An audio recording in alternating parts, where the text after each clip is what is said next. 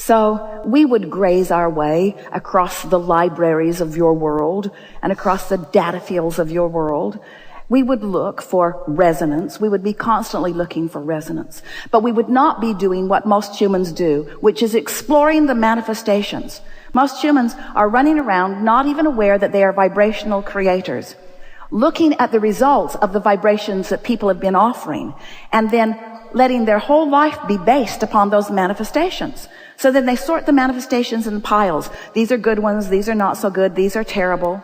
And our religion judges those manifestations as completely inappropriate and those manifestations as better. And then we conjure some fictitious heaven that is someplace else, when your heaven or your hell that you are living is your resonance or your lack of it. It's your alignment or your not. It's your allowing of the source within you now or not, you see.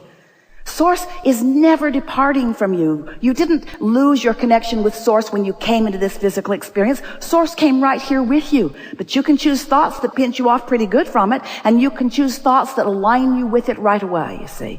You can live a life of alignment, and you will discover heaven on earth. And from our perspective, what heaven on earth really is sifting through some contrast and recognizing some negative emotion. That's delicious. Guidance. I have guidance within me. I know that I'm off the track of something, but I also know I gave birth to something more, and that source within me resonated with the more and became it immediately, and that the only reason that I can feel negative emotion right now is because I expanded and didn't go. That's heaven on earth. And now I'm consciously aware of my guidance system. Now I can find thoughts that feel a little better. I can give myself some ease and relief. You call that forgiveness. We call it coming back into alignment. It's the releasing of the resistance and the resonance with the source within me. And now I'm back in resonance, and now my grid's filling in, and now wonderful things are happening everywhere I turn. Sweet people talking to me, intellectual conversations going on, physical stamina and vitality and flexibility is mine.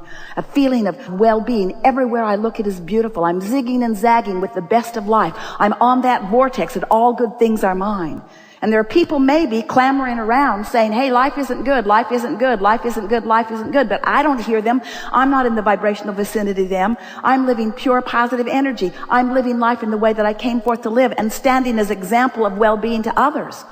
And when others come into my experience, maybe they were born into my family, maybe I was born to them, maybe I married one of them, maybe I go to school with one of them, somebody is clamoring in a vibration that doesn't feel so good. They're saying, hey, you, what have you got your head in the clouds? What are you so happy about? You should be down here with us, living life in the reality that we all live. You should be sifting and sorting through the stuff of life, and you should be perceiving life more as we perceive it. And we say, you can't perceive other than you perceive. And when you tune yourself to the frequencies of well-being, well-being is what will be revealed to you everywhere you go.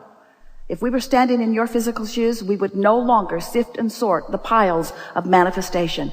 We would spend all of our conscious awareness in looking for the best feeling thought that we could find. We would tune ourselves constantly to the frequency that allows well-being, and we would stand as an example of that, so that when those who see us, they would understand that we are living the well-being that we have been talking about, teaching through the clarity of example as best you can.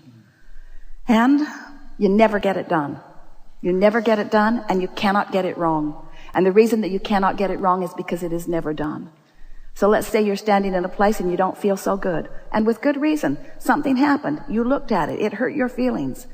You're out of whack. The very fact that you can feel negative emotion means there is a love right now that you are denying. You couldn't feel pain if love were not there. Don't you like knowing that? If there were not love that is more right for you and more available to you, you would never feel loneliness. Loneliness only exists because you're denying yourself the alignment with what you want. Are you getting this? You're getting this.